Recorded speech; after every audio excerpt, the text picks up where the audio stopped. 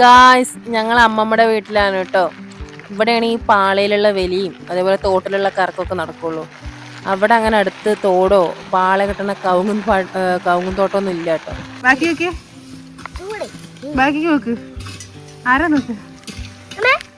ഈ പാളയിൽ നീനാപ്പനെ വലിച്ചു കൊണ്ടുവരുന്ന സൗണ്ട് കേട്ടിട്ടേ കൂടെ കൂടിയാത്തട്ടെ നമ്മുടെ പീക്കുപ്പട്ടിയാണ്. അതെ, പീക്കു, പേര് പീക്കു എന്നാണേ.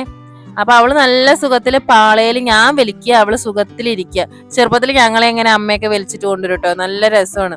കുറെ കഴിഞ്ഞാൽ പാളയുടെ അടി ഓട്ടയോട്ടോ, റോഡിൽ കൂടെ വലിക്കുക കാരണം. അപ്പൊ അവളെ വലിച്ചിട്ട് കൊണ്ടുവരുന്നത് കണ്ടിട്ട് ആദ്യം പോയ ദീഷുവും പൊന്നും കൂടി അവിടുന്ന് ഓടി വരികയാണ് കേട്ടോ.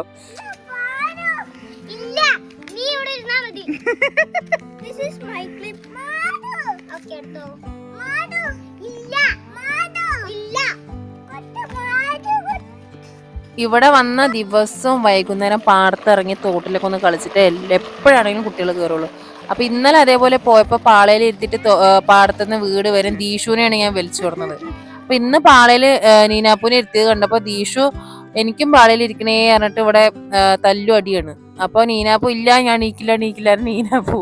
അപ്പൊ രണ്ടുപേരെയും കൂടി ഇരുത്തി ഞാൻ വലിച്ചു. പൊന്നുവിനെ ഇരുത്തി കഴിഞ്ഞാൽ എനിക്ക് നീങ്ങില്ല. അപ്പൊ പൊന്നുവിനെ ഇരുത്താൻ പറ്റാത്ത കാരണം അവർ രണ്ടുപേരും കൂടി ഇരുന്നിട്ട് വലിക്കുകയാണ്. അങ്ങനെ എങ്ങനെയൊക്കെ പെണ്ണുങ്ങളുടെ ഇടയിൽ നിന്ന് തല്ലുണ്ടാക്കിയിട്ട് ദീഷുവിനെ നമ്മുടെ പാള കൈക്കലാക്കിയിട്ട ആള് സെറ്റപ്പായിട്ട് ഇരുന്നു. പിന്നെ അവനെ വലിക്കുക പറഞ്ഞ സിമ്പിൾ പരിപാടിയാണല്ലോ. ഒരു കൈ കൊണ്ട് വെറുതെ വലിച്ച ആളെത്തിക്കോളും കൂടെ.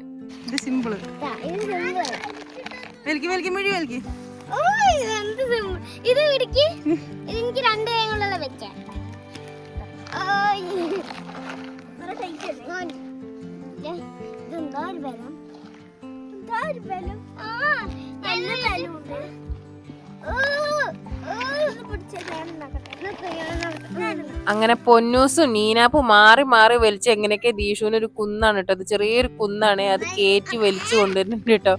അവർക്ക് നല്ല രസമാണ്. പാളയില് ഒരാൾ ഇരിക്കാനും വലിക്കാനും അതേപോലെ തന്നെ ഇരുന്ന് വരാനും ഭയങ്കര ഇഷ്ടമാണ് കേട്ടോ.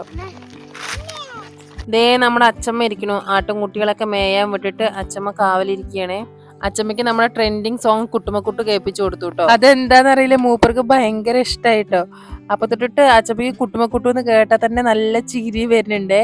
ദേ നോക്കിക്കോട്ടോ, കുട്ടുമക്കുട്ടു ഒന്ന് പാടി കേൾപ്പിച്ചേ. കുട്ടുമക്കുട്ടു കുട്ടുമക്കുട്ടു കുട്ടുമക്കുട്ടു കുട്ടുമക്കുട്ടു കുട്ടുമക്കുട്ടു കുട്ടുമക്കുട്ടു.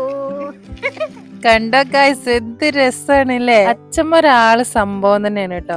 പിന്നെ നമ്മുടെ നീനാപ്പൂന് എപ്പോഴും ഒരു സ്വഭാവമാണ് കേട്ടോ. ഞാൻ അങ്ങനെ വ്ളോഗൊക്കെ എടുത്ത് നടക്കുന്ന സമയത്ത് മൂപ്പര് സെൽഫായിട്ട് ഓരോരോ വ്ളോഗൊക്കെ എടുത്തിട്ട് ഫോണൊക്കെ എടുത്ത് ക്യാമറയൊക്കെ ഓണാക്കി തനിയെ ഓരോ വ്ളോഗൊക്കെ എടുത്തിട്ട് കറപ്പറന്ന് എന്തെങ്കിലുമൊക്കെ പറഞ്ഞു നടക്കും കേട്ടോ. പിന്നെ കുറെ നേരം കഴിഞ്ഞിട്ട് ഞാനൊക്കെ എടുത്ത് നോക്കുമ്പോഴേക്കും നല്ല രസമായിരിക്കും. പക്ഷെ പ്രത്യേകിച്ച് അവളെയൊന്നും കാണില്ല. മൊത്തത്തില് ഫോൺ അങ്ങോട്ടും ഇങ്ങോട്ടൊക്കെ ആടിയിട്ട് അവളെ കറക്റ്റായിട്ട് കാണുന്നുണ്ടാവില്ല കേട്ടോ. അവളെ പ്രകൃതി മൊത്തം ചുറ്റിയിട്ടായിരിക്കും ക്യാമറയിൽ. പക്ഷെ അവളുടെ സംസാരം കേൾക്കാനും അതേപോലെ അവൾ ഓരോരോ കാര്യങ്ങൾ നടക്കണൊക്കെ പറയണ കേൾക്കാനൊക്കെ നല്ല രസമാണ് കേട്ടോ. അതായത് അവളുടെ വ്ളോഗാണ്. അങ്ങനെ ഞങ്ങൾ പാടത്തേക്ക് ഇറങ്ങാം കേട്ടോ. അത് കുറെ റബ്ബറും തോട്ടാണ്. ആ റബ്ബറും തോട്ടത്തിന്റെ ഉള്ളിൽ കൂടെ അങ്ങോട്ട് പോണ അവസാന റോഡിന്റെ അവിടെ അറ്റം പാടത്താണ് കേട്ടോ. അപ്പൊ ഈ പാടത്തേക്കാണ് ഞങ്ങൾ എപ്പോഴും തോട്ടിലേക്ക് പറഞ്ഞിട്ട് ഇറങ്ങുക. തോട്ടിലിപ്പോൾ അധികം വെള്ളമൊന്നുമില്ല, എന്നാലും ഇവര് ചെറുതായിട്ടൊക്കെ ഒന്ന് കളിക്കാനൊക്കെ ആ പാടത്തേക്ക് ഇറങ്ങി കളിക്കാൻ നല്ല രസമാണ് കേട്ടോ. വ്ളോഗുകാര് ബാക്കിൽ പതിയെ വരുന്നേ ഉള്ളൂ കേട്ടോ. ഇതൊക്കെ കേട്ട് നോക്കിയോ.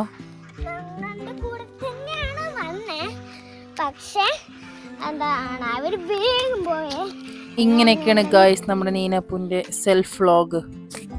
അപ്പൊ ഇതാണ് കേട്ടോ അവര് കളിക്കാൻ വരുന്ന തോട്.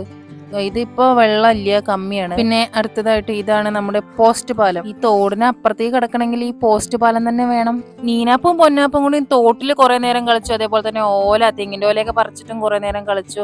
അപ്പൊ അവരാ കളിക്കണതിന്റെ സമയം കൊണ്ട് ഞാൻ വെറുതെ ഇരിക്കില്ലേ. അപ്പൊ ആ സമയം കൊണ്ട് പാടത്തൊക്കെ ഇറങ്ങി കുറച്ച് കഞ്ഞുണ്ണിയൊക്കെ പറിക്കാൻ വിചാരിച്ചിട്ട് എണ്ണ കാച്ചാൻ വേണ്ടിയിട്ട്. അപ്പൊ അതൊക്കെ പറിച്ചു. അങ്ങനെ അന്നത്തെ ദിവസം കുറച്ച് വൈകുന്നേരം അവിടെ സ്പെൻഡ് ചെയ്തു. അങ്ങനെ സമയം ഒരു 6 മണിയാകുമ്പോൾ ഞങ്ങൾ കയറിപ്പോയിട്ടോ. അപ്പൊ അത്രേ ഉള്ളൂ. ബൈ.